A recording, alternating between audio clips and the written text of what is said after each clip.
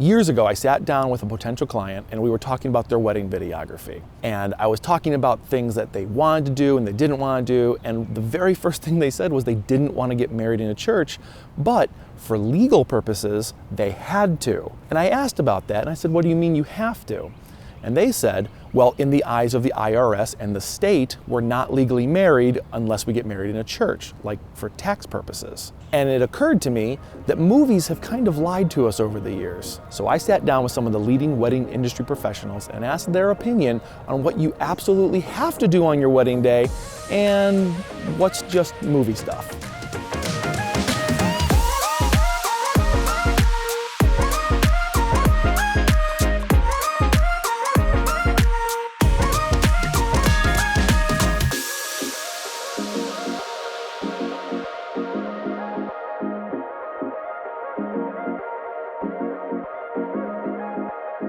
On your wedding day, do you have to have a garter toss? No. No. No, you don't? For the sake of selling a garter, yes. For tradition's sake, no. You do not have to. That is perfectly fine if you don't. Does a couple have to cut the cake? Absolutely not. No, you do not have to. No. Absolutely not. Nope. Do you have to have a ceremony? No. You do not. So you don't have to do that. As a couple, do you have to get married in a church? No. No. Absolutely not. No. There is no legally binding entity that says you have to get married in a church. You can be married wherever as long as there's some officiant to validate the marriage. I think a lot of people judge weddings on the movies. Oh my God, yeah. You don't have to sign anything. What do you have to do? Have a ceremony? Whatever they want to do. You don't even have to have a ceremony on your wedding day. Screw that. You do whatever you want to do on your wedding day. If you go sign a marriage license the week before, you don't have to even tell anybody. Sure. Doesn't matter. You do what you want. You need a marriage license. You need somebody to marry you. And that's pretty much it. It's really simple. Getting married is not the hard part. It's creating the production of the wedding day. That's where a lot of the work comes in, but everything's a nice to have. Those are the only must-haves.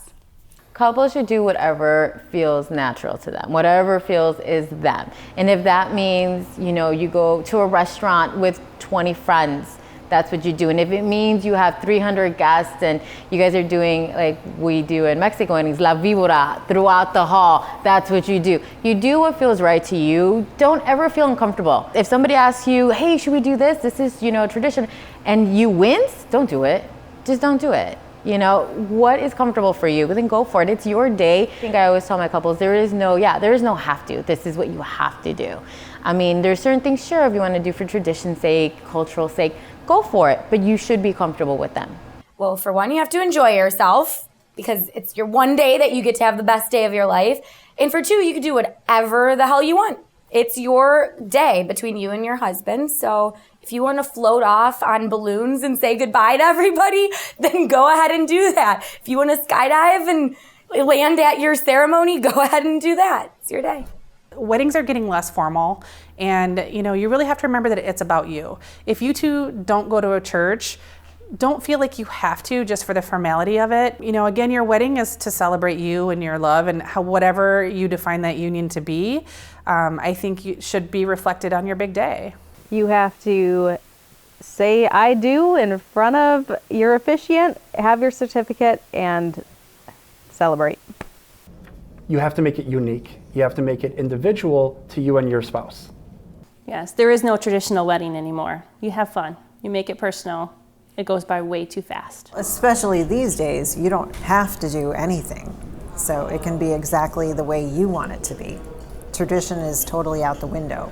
You can make it your own day. You have to show up to your wedding. Yeah, you need a certificate in order to get married. Mm-hmm. And yeah, you have to have an officiant or priest marry you. You and your partner need to go and get a marriage license, which tells your officiant that they can legally perform your ceremony. You need to find someone to perform your ceremony. Ideally, you have to have someone to marry. That would probably be the first step. For your wedding, you have to tell another human being that you love them a lot. I want to spend the rest of my life with you kind of thing. That's kind of what you have to do. Pay $35 for a marriage license. You have to sign a marriage license, and you have to mail it off and have someone tell you to kiss, because that's just the fun stuff. Before you go looking at venues or vendors or photographers or bands or videographers, find out kind of what you're about, what's important to you. Sit down with each other, talk about what kind of wedding do we want, and don't look through magazines for ideas or YouTube or ask your friends. You know, you got to filter out like, what are you guys all about? So you get those ideas from looking at where you live. Look at your apartment, your place, how you dress. Are you very formal? Are you very casual and stuff like that? And have your wedding kind of be like, this is who we are. We're not this big, huge, stuffy kind of couple that wants to have every bell and whistle, or maybe you are, and maybe that's your thing. But like, do it because that's who you are, not because you're trying to impress your friends or Kim Kardashian, because people will see right through that. You know, they'll see you and you're just following these trends. You're going to look like the 85-year-old guy with jet black hair and an earring, carrying a huge iPhone, phone like this or something. Just be yourself. And if you get some trend or you see something in a magazine or online, say, okay, that's cool. Does that go through the filter of what we're all about?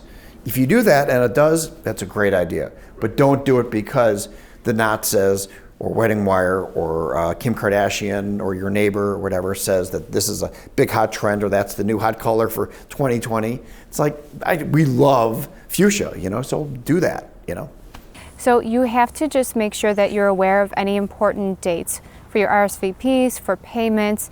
So you need to be sure that any information that your venue is requiring, that you do get that to them on time. It's all your wedding. You get to choose. You get to choose what you wear. You get to choose the invitations, who takes video at your wedding, anything. It's all your choice. Now, if there's traditions that you have, that's up to you to find out what those traditions are, and if you want to actually reflect them in your wedding. But again, it's still your choice.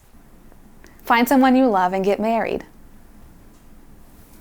That's 90% of the job. Your wedding day is about you, your story. Any sort of twist you want to put on that is up to you. I love seeing weddings done infinite number of ways. I feel like that's special. You learn something more about the couple, and it's less sort of cookie cutter. I like couples' personalities to really shine through. That makes it really fun. What you want your wedding to look like is what you have to have. Don't sacrifice what you want, and get a marriage license and hire someone who's ordained to marry you. Well, you have to sign the license and document. I think other than that, I think everything else is fair game.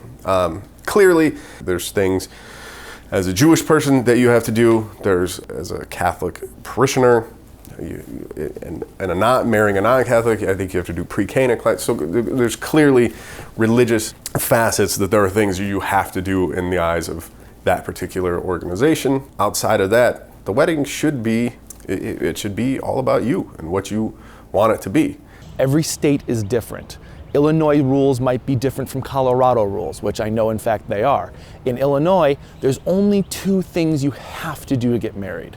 1, you have to go to the county clerk's office, pay your $35, make sure you're not related, sign some paperwork. Then you got to go find an officiant to legally marry you. In Colorado, you just have to go pay that fee and you're essentially married. You can do whatever you want. So look into your state's rules about the legalities about being married. It might be far easier than you think. Pretty much the whole idea of this is to make sure that you plan your wedding for you.